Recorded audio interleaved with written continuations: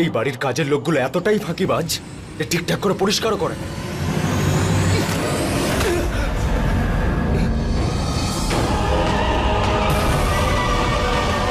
আরে এটা নিচে থেকে কি করে খুলে গেল? একটা জিনিসও ঠিক নেই এখানে। এই বাড়িতে সবকিছুতে প্রবলেম রয়েছে। ভাল লাগে না আমার এই বাড়িতে থাকতে। আর আমার কপালটাই খারাপ। কার্তিক কার্তিক কার্তিক, কি হয়েছে? পাগলের মতো আলমারিতে লাথি মারছিস কেন? তাহলে আর কি করবো বাবা, বিরক্ত হয়ে গেছি আমি এখানে। এক তো এই বাড়ির কাজের লোক ঠিক করে কাজ করে না, আর তার উপর এই বাড়িটাও। জানি না দাদা এই বাড়িটাকে কিভাবে বানিয়েছে। একটা জিনিসও বাবা, একটা জিনিসও ঠিকঠাক ভাবে কাজ করে না এই বাড়িতে। দেখলে তো প্রমাণ, দরজা, ফার্নিচার, জানলা সবকিছু কিরকম অদ্ভুত এই বাড়িতে। যদি আঙ্কেল এই বাড়িটা বানানোর দায়ভার আমাকে দিত না, তাহলে ওর থেকেও আমি অনেক ভালো করে বানাতাম। চুপ চুপ।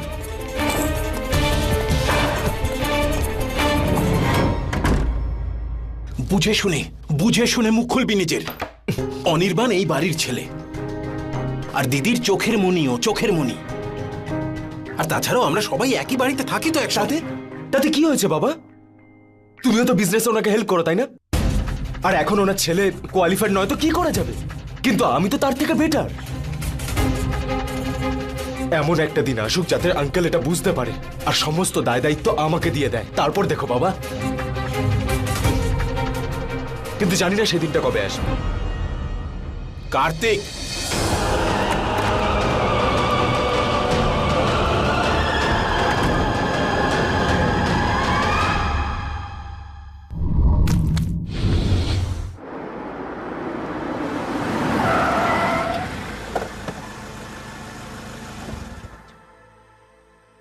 তোর চোখ দেখে আমার কেন এমন মনে হচ্ছে যে তুই এখনই কাঁদবি। যতদূর আমার মনে আছে আমি তো এমন কোনো কাজই করিনি যার জন্য তোর চোখে জল আসে। করেছিস তো, পুরো মতো কাজ করেছিস। যদি তুই কাঞ্চনকে হেল্প না করতিস, তাহলে ওই মহিলার কাছে পৌঁছানোর রাস্তা কি করে পেতাম? হ্যাঁ দেখ, এরকম ভালো কাজ তো সবসময় করে যাওয়া উচিত, তাই না? তাতে মনের শান্তি পাওয়া যায়। আকশাদ, যদি ওই মহিলা ধরা পড়ে না, তাহলে কেস সলভ হয়ে যাবে। আন্টির আত্মা শান্তি পেয়ে যাবে, ম্যানেজারের বাড়ির লোকেরা ন্যায় পেয়ে যাবে, আর হতে পারে যে মোহন দাদাকেও পেয়ে যেতে পারি। আর সবচেয়ে বড় কথা, এই বাড়ি আর আমার পরিবার একদম টেনশন ফ্রি হয়ে যাবে। I pray for you. Akshad, আসলে আমি কখনো কখনো ভাবি যে যদি তুই না হতিস তাহলে। তো অন্য কেউ থাকতো, কিন্তু তোর মতো কখনো হতো না। ওই হ্যালো, তুই এত আমার প্রশংসা করিস না, আমার হজমই হবে না। তোর খারাপ ব্যবহারটাই আমার ভালো লাগে। Shut up. এই দেখ, ঘুমের জন্য তোর চোখ একেবারে ছোট হয়ে এসেছে। তুই বাড়িতে যা আর গিয়ে ঘুমিয়ে পড়। আমি কালকে তোর এই গাড়িটা আবার নিয়ে আসবো। ওকে, গুড নাইট। Good night. আচ্ছা শোন, তুই ওই যে তারটাকে বের হয়ে আসতে দেখেছিলি, ওটা আবার কোনো ভূত ছিল না তো?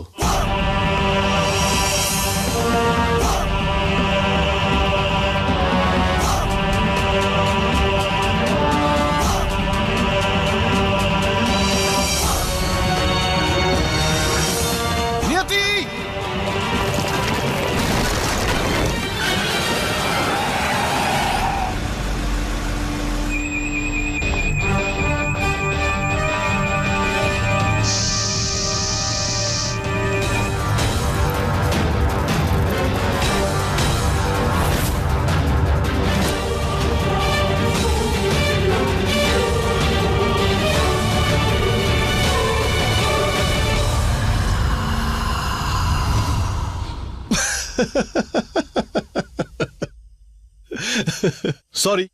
আচ্ছা যা, বাই। C you.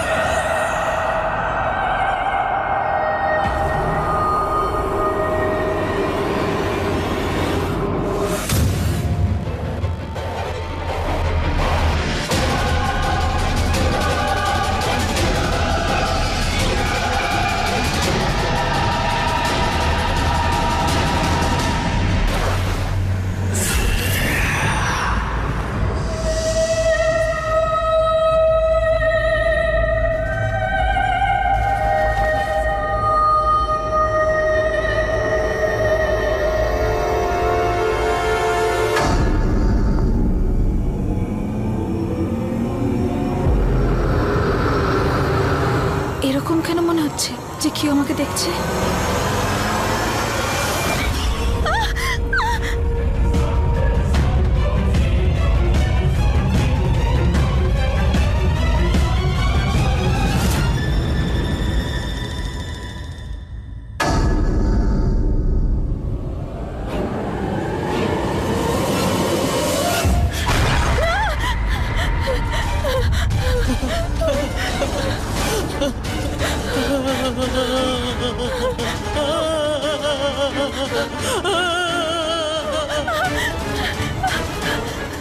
কি হয়েছে আপনার ম্যাডাম? আপনি ঠিক আছেন তো? ওই আন্টি, ওই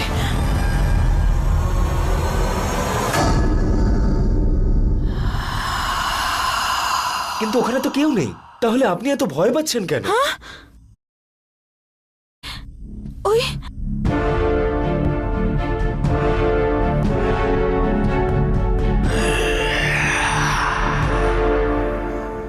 অক্ষর ঠিকই বলছিল, হয়তো আমার একটু রেস্ট নেওয়া উচিত। জানি না কি সব ভাবছি, কি সব দেখছি।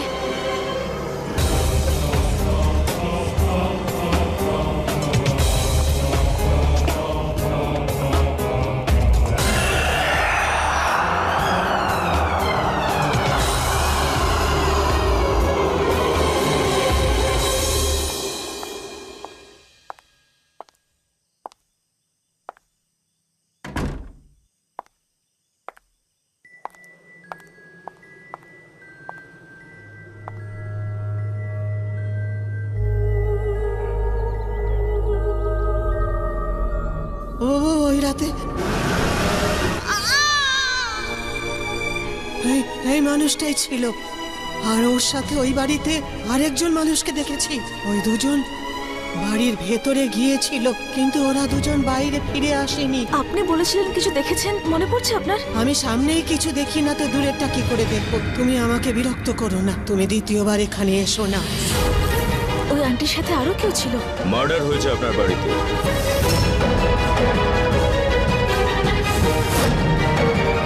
ইনি সেই মহিলা যার ব্যাপারে আমি তোমাকে বলেছিলাম। যতটা সহজ মনে হচ্ছে ততটা সহজ নয়, কিছু তো আছে যা ওই আন্টির সাথে জড়িত আছে। আমাকে এর খোঁজ নিতেই হবে।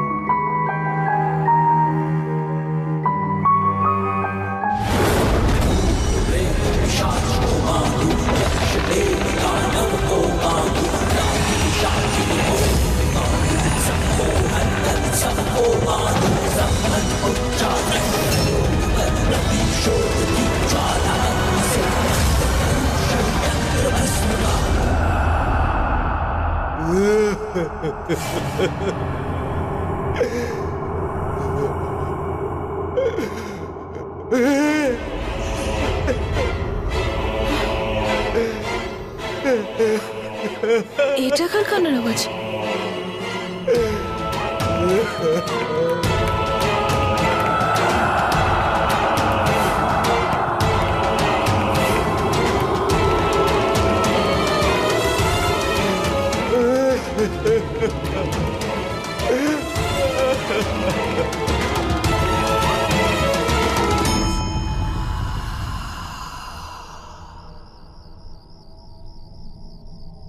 এখানে তো কেউ নেই যে কাঁদছে, তাহলে এই আওয়াজ কোত্থেকে আসছে?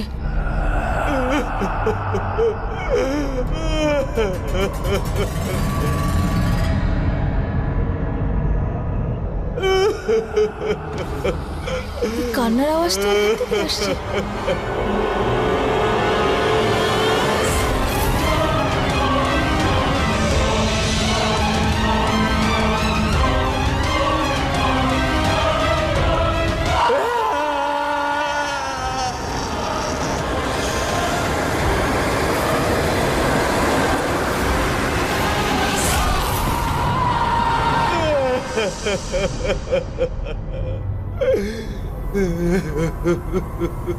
কান্নার আওয়াজ আসছে কিন্তু কাউকে খুঁজে পাচ্ছি না কেন?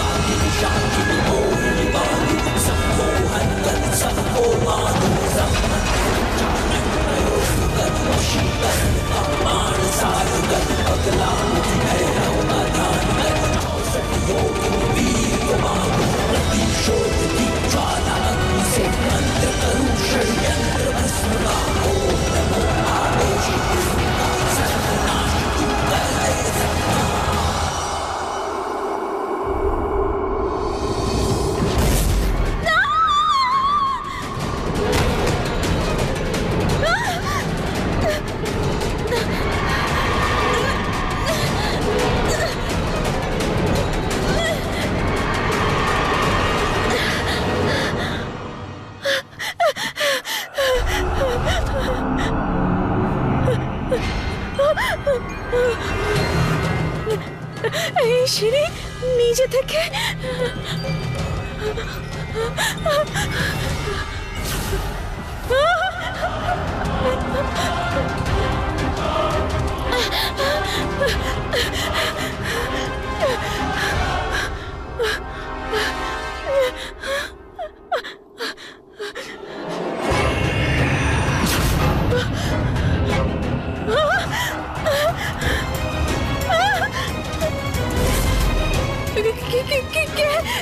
কে ওখানে? বাঁচাও, বাঁচাও আমাকে এখান থেকে। কে? কেউ বাঁচাও আমার।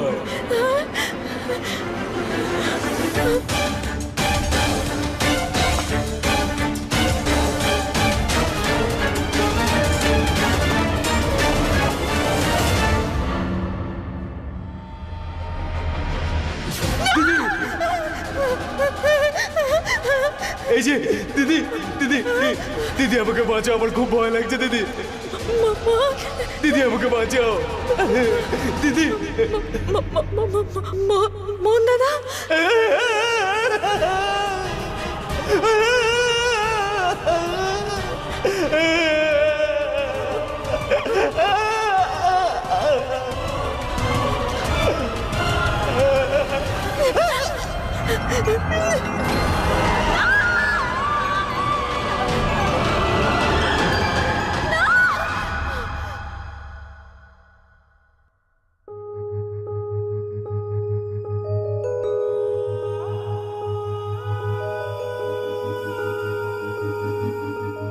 ঘর স্বপ্ন ছিল, তো অদ্ভুত স্বপ্ন।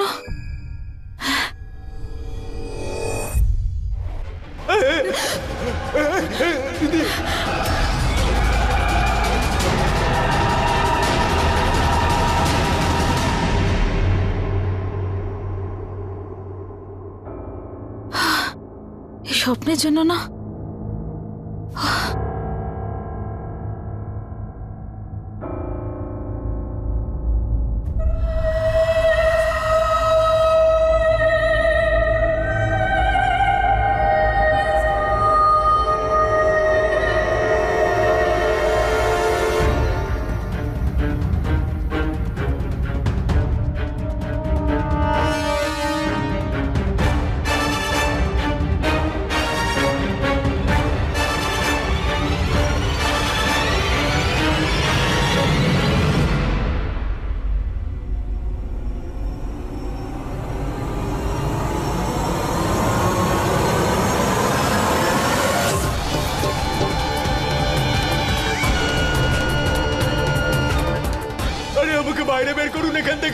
ভিতরে আটকে আছি।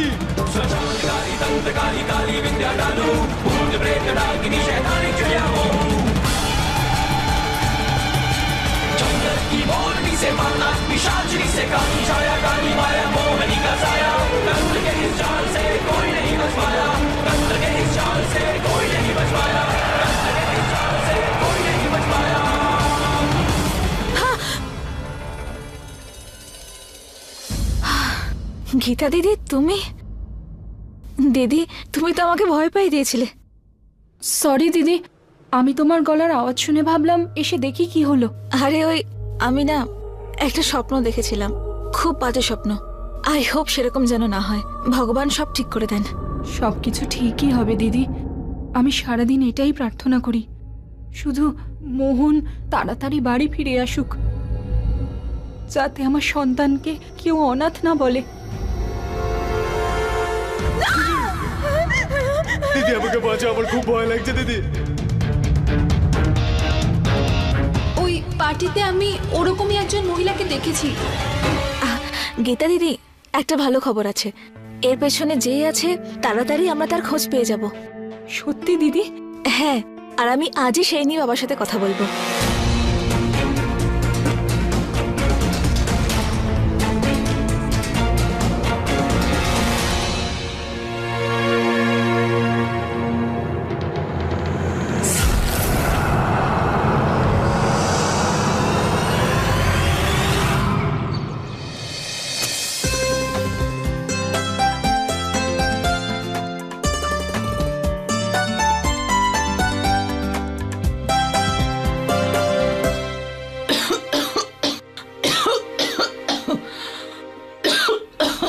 মা, তুমিও না সত্যি ছোটদের মতো করো। এখন ওষুধটা খাও। ঠিক আছে? আগে তুই এটা বল, কাল রাতে তুই কোথায় ছিলি? মা, তুমি বিশ্রাম করো, কথা বলো না। এত কষ্ট করে কাশিটা থেমেছে তোমার। কাঞ্চন, আমাকে কিচ্ছু লুকোবি না, বল না কোথায় ছিলি কাল রাতে? মা, তোমার কাছে আমি কি লুকোবো? কিচ্ছু লুকোনোর নেই। আজ আলুর পরোটা বানাচ্ছি আমি। আমি তোমাকে বলেছিলাম না, ক্যাটারার অনেক বড় অর্ডার পেয়েছে, তাই ওখানেই একটু দেরি হয়ে গেছে। সারা রাত পার্টি? বল না কোথায় পার্টি ছিল? ওহ, পেঁয়াজটার কি ঝাঁঝ গো মা। সত্যি করে বল, কাল রাতে কার পার্টি ছিল? মা, ওই কে ছিল, মিস্টার চৌধুরী। মিস্টার চৌধুরী, কোনো মিস্টার চৌধুরীর পার্টি ছিল। হোয়াট? হ্যাঁ বাবা, কাঞ্চন ওই মহিলাকে দেখেছে। আমি এসব কথা কাল রাতেই তোমাকে বলতাম, কিন্তু তুমি তাড়াতাড়ি শুয়ে পড়েছিলে। এটা তো খুব বড় ক্লু নিয়তি। আমার মনে হয় গার্ডরাও ওই মহিলাকে দেখেছে, কিন্তু পুলিশের ভয়ে হয়তো তাদের বলতে পারেনি। বলছিল ওদের কিছু মনে নেই। আর যদি কাঞ্চন ওই মহিলাকে দেখে থাকে তাহলে ওর হেল্প পেতে পারি আমরা। ওর বর্ণনা অনুযায়ী ওই মহিলার একটা স্কেচ বানানো যাবে, তাহলে ওকে ধরা সহজ হবে। তুমি এক কাজ করো, তুমি কাঞ্চনকে ফোন করো আর ওকে এখানে ডেকে নাও। আমি কমিশনারকে ফোন করছি, ঠিক আছে? চলো। Nice coffee by the way.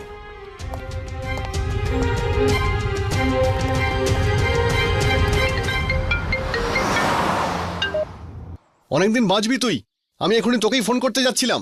আমি আধ ঘন্টার মধ্যে তোর বাড়িতে পৌঁছচ্ছি। আচ্ছা শোন না, তুই বাড়ি আসার সময় কাঞ্চনকে নিয়ে আসিস না প্লিজ। বাবা কাঞ্চনকে ডেকেছে স্কেচ বানানোর জন্য। অফকোর্স নিয়তি, এতটা কমন সেন্স তোর মধ্যে না থাকলেও আমার মধ্যে রয়েছে। আমি এটা জানি যে কাঞ্চনের এই মহিলাকে চেনাটা তোর আর তোর ফ্যামিলির জন্য কতটা প্রয়োজনীয়। তুই টেনশন নিস না, আমি এক্ষুনি যাব আর কাঞ্চনকে সঙ্গে করে নিয়ে এক্ষুনি তোর বাড়ি পৌঁছে যাব। ওকে, তাড়াতাড়ি আয়।